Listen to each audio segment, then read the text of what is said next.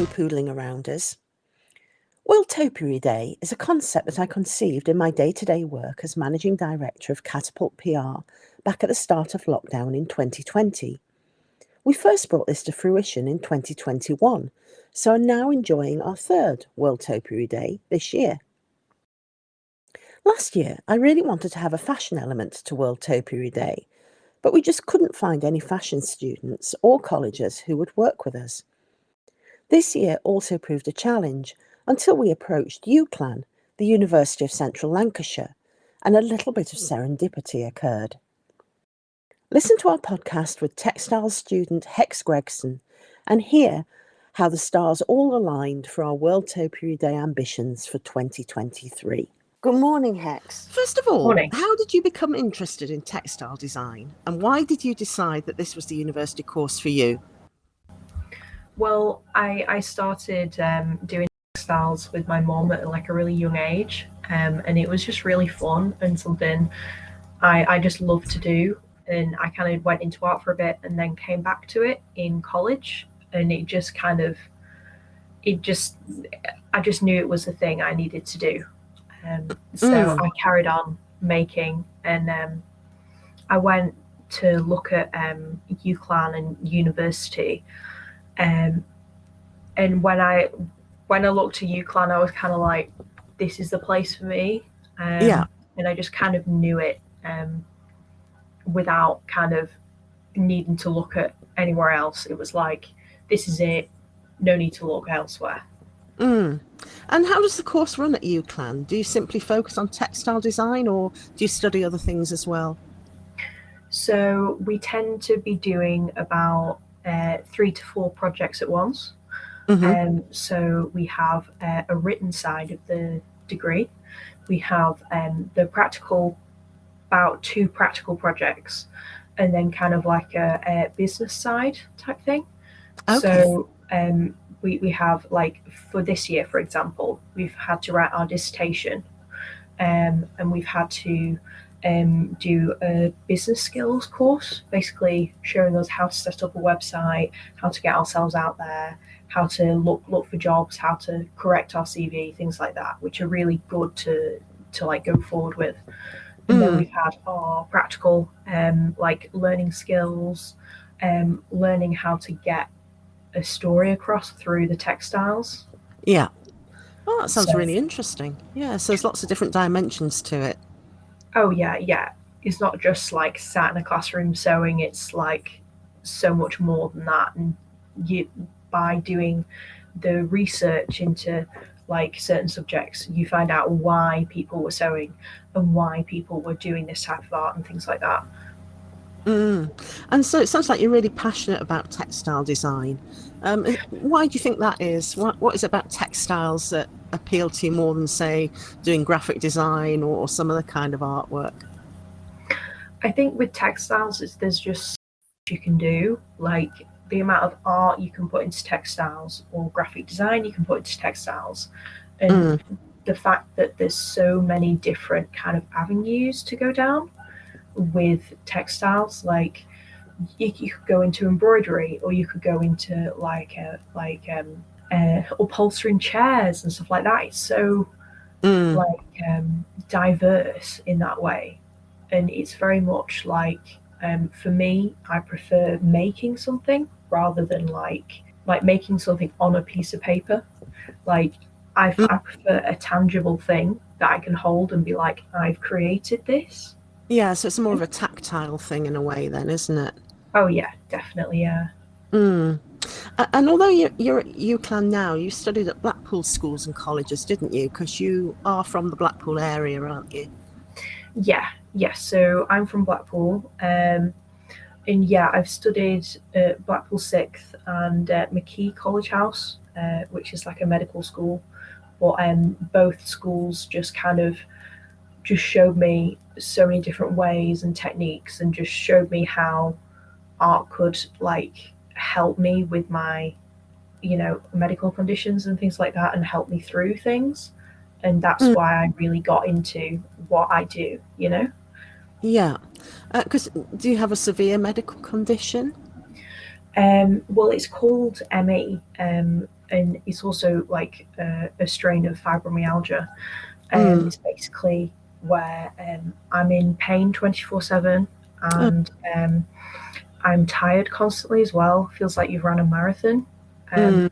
so it's hard to kind of function a lot of the time, and have enough energy to do things.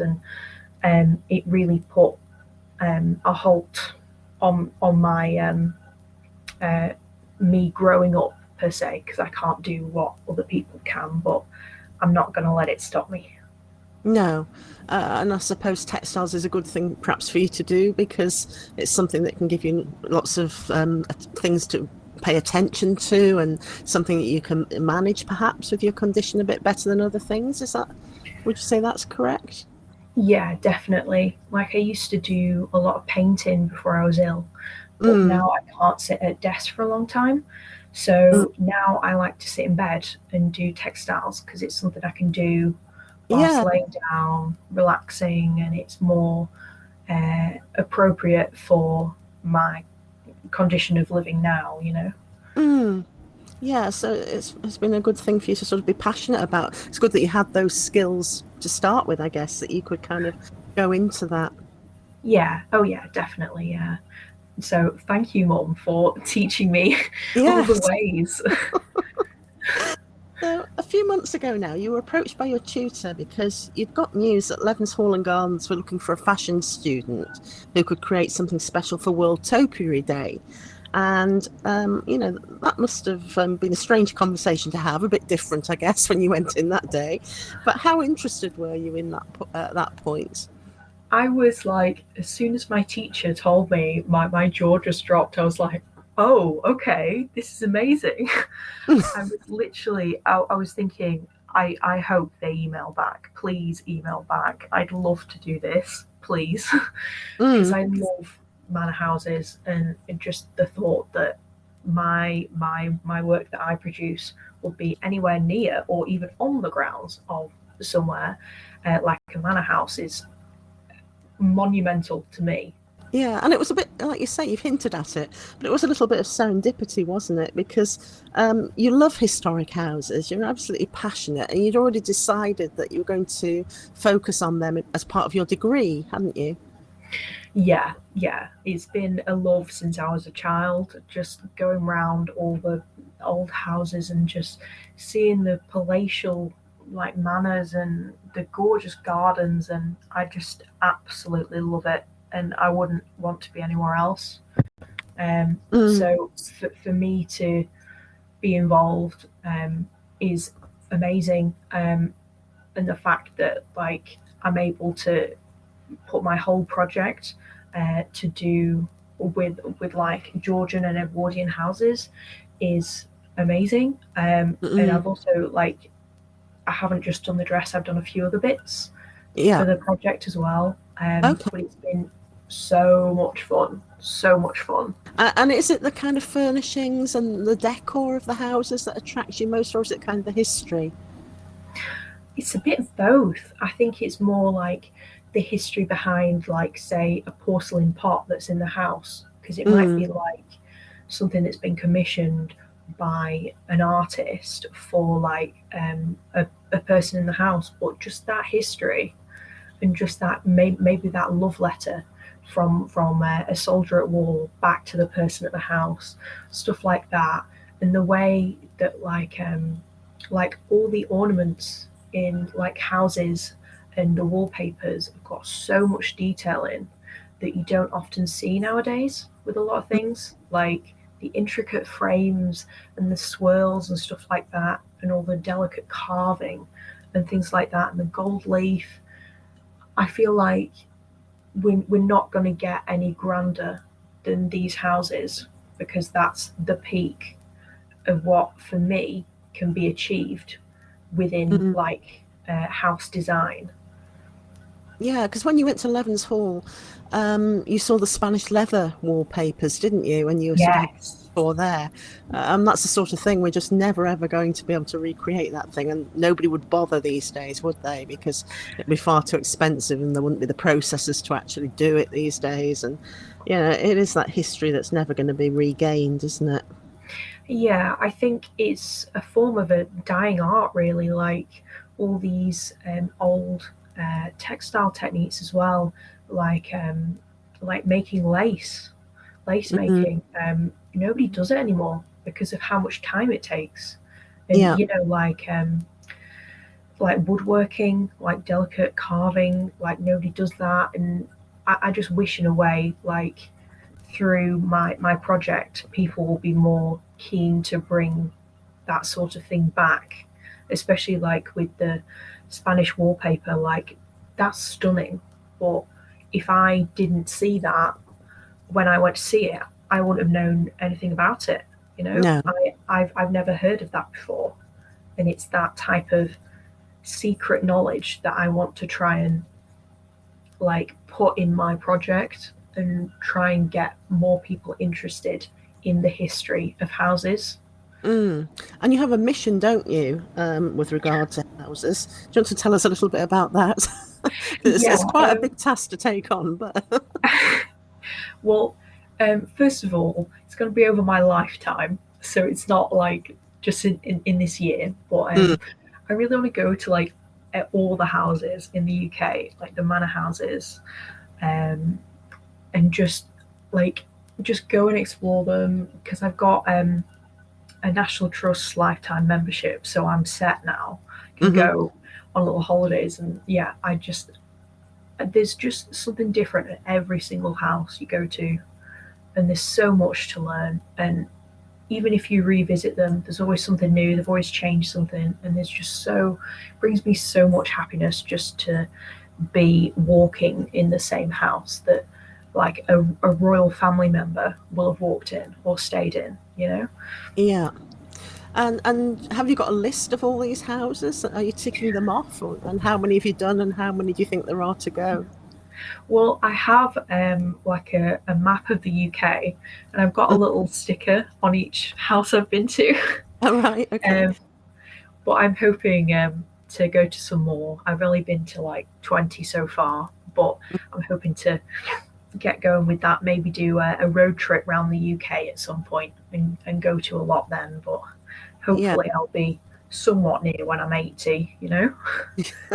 Well, if they're still there, that's the thing, isn't it? Yes, you might be there, but they might not. But anyway, Hall and Gardens wasn't somewhere that was unfamiliar to you, was it? You've been there before, haven't you? Yes, I've been there multiple times before. And one of the last visits, I went and painted the hall itself, which was so lovely. Um, but yeah, the gardens, the house, they're just stunning. Like I for me, I've never seen so lovely, like such lovely topiary. Mm. Like all together. My favorite is like the duck topiary. Oh yeah. It's like a Hmm. little rubber duck. It's so cute. Yeah. It is very cute. And the umbrella trees are so dramatic. They've all got their own sort of little quirks, haven't they? And Oh things yeah, to like about them, I guess. yeah. And the more that you look at them, the more things you see, I think. That's what I always find. I can see them over and over again, but I tend to see a new dimension to them each time. So, yeah, it's something that's kind of like really interesting. Oh, Um, definitely. and so, when you heard about how Levens Hall and Gardens wanted to incorporate fashion into World Topiary Day, what did you decide to do? Well, I decided first off to just start like photographing the gardens and the trees themselves, um, and I just wanted to try and get a feel of like the certain colours that we used in the different types of trees and conifers and things. Hmm. Um, and I started putting things together and started drawing some of the topiary, and then kind of took it on Photoshop. I don't know if you know what Photoshop is. It's kind of like a Yeah, a tool for kind of yeah, editing. Yes. photographs. Yes. Yeah. So I started doing like little patterns of different types of topiary, and trying to just show what type of like how amazing the topiary is by like kind of framing them. But Yeah. I won't go into that because you'll have to go and see it to understand Okay. what I mean by that. Bit of surprise.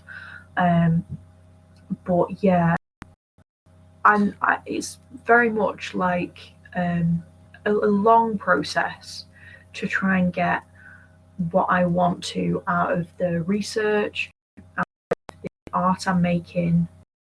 The pattern will go on like onto a dress or onto items themselves.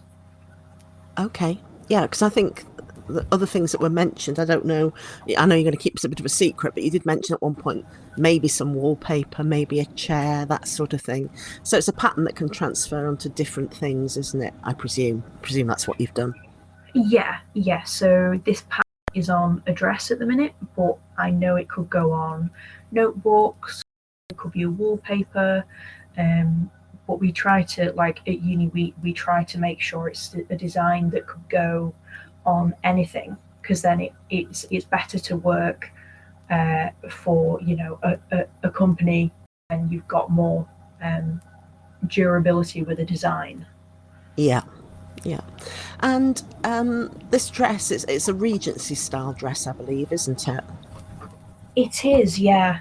So it's kind of a Downton-esque dress, um, but it's very it's flowy from like the Empire line down, and then it's kind of like got like puffy sleeves, and then it's got like just like a bit bigger bust, but it's very kind of very Downton, very it's like 1820s type dress. Yeah.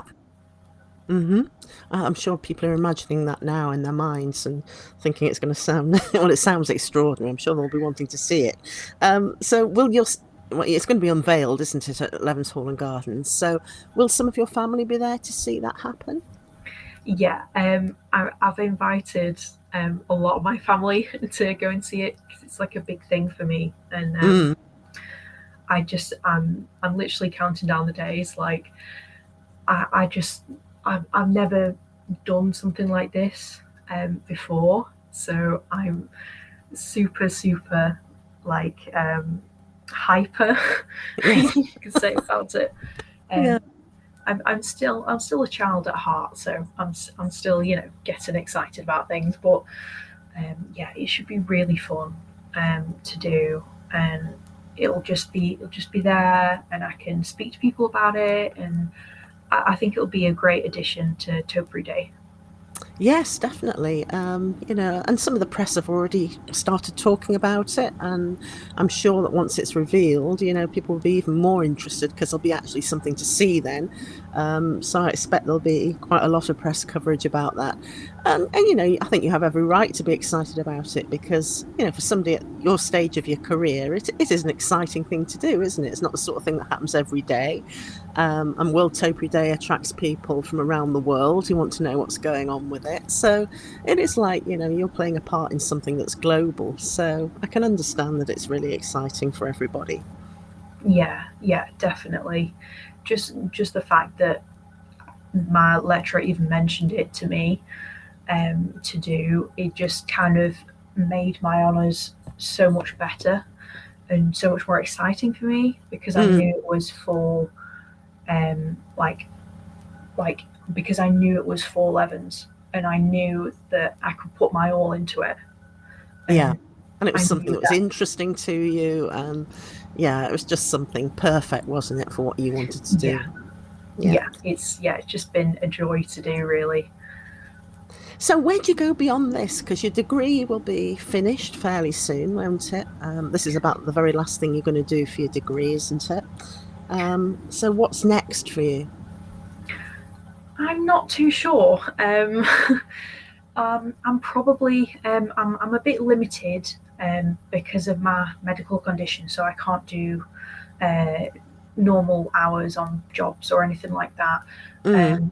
But I do have my own little business that I want to try and carry on and doing a bit of designing on the side and stuff like that. But with my business, I usually do like crochet things.